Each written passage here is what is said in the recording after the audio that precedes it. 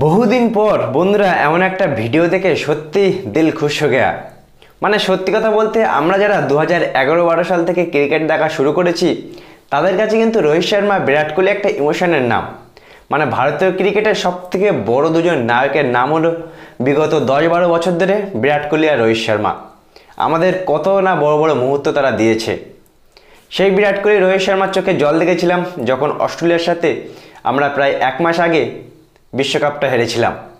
কিন্তু সত্যি কথা বলতে বন্ধুরা, সেই যখন বিশ্বকাপ ফাইনালটা আমরা হেরে যাই নিয়তির কাছে, তার কারণ টানা 10টা ম্যাচ জেতার পরেও ফাইনালে গিয়ে এমনভাবে আমরা হারবো কখনোই কল্পনা করিনি।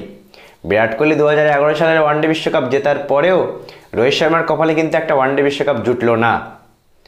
তার যে ওই কান্না ছবি বা কান্নার দৃশ্যটা 140 কোটি ভারতীয় ক্রিকেট ফ্যানেদের সত্যি কথা বলতে খুবই খুবই কষ্ট দিয়েছিল। তারপরে রোহিত শর্মার বিরাট কোহলি যেন কোথায় হারিয়ে গিয়েছিল। সেই রোহিত শর্মার বিরাট কোহলি বন্ধুরা আবার দুজনকে একসাথে দেখা গেল সাউথ আফ্রিকায়। তোমরা হয়তো জানো যে টি-20 যে সিরিজটা হলো সাউথ আফ্রিকায় আমরা 1-1 ড্র করলাম। ওয়ানডে সিরিজ কেএল রাহুলের ক্যাপ্টেন্সিতে দ্বিতীয়বারের মতো সাউথ আফ্রিকার মাটিতে আমরা ওয়ানডে সিরিজ হারালাম। এরপরে হলো 2 ম্যাচ টেস্ট সিরিজ, যেখানে বন্ধুরা প্রথম টেস্ট ম্যাচটা হবে 26 তারিখে বক্সিং ডে টেস্ট, যেখানে বিশ্বের সবথেকে কঠিন উইকেট হিসেবে ধরা হয় সেঞ্চুরিয়ানে কিন্তু আমরা এর আগেরবারও একটা টেস্ট ম্যাচ জিতেছিলাম। যেখানে এই কঠিন কন্ডিশনের জন্য বিরাট কোহলি সমেত ভারতীয় টিম একেবারেই প্রস্তুত।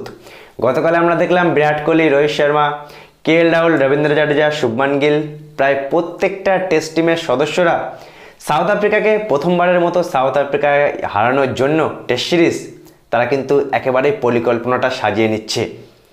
আমরা এর আগে নিউজিল্যান্ডের টেস্ট সিরিজ জিতেছি, অস্ট্রেলিয়ায় দুবার বর্ডার গাভাস্কার ট্রফি জিতেছি, বাংলাদেশের টেস্ট সিরিজ জিতেছি, আমরা শ্রীলঙ্কা, ওয়েস্ট ইন্ডিজ, ইংল্যান্ডের মতো দেশে গিয়ে টেস্ট সিরিজ জিতেছি।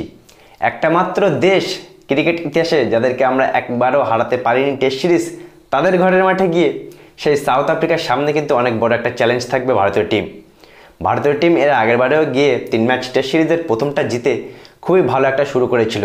সেই সময় বিরাট কোহলির অ্যাগ্রেসিভ ক্যাপ্টেন্সিতে আমরা একের পর এক টেস্ট সিরিজ জিতছিলাম বিদেশে গিয়ে।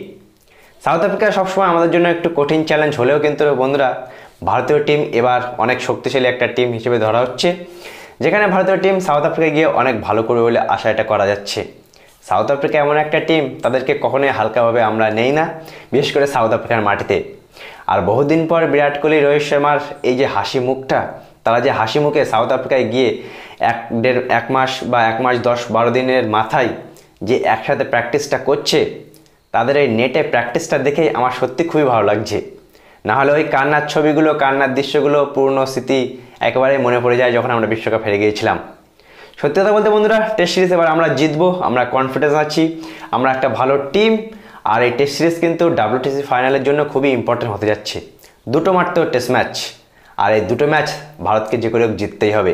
কঠিন হলেও আশা ভরসা তো আমরা আমাদের টিমের প্রতি করতেই পারি। আর এবার কিন্তু আমি কনফিডেন্স, সাউথ আফ্রিকার মাটিতে হারাবেই আমাদের ভারতীয় দল।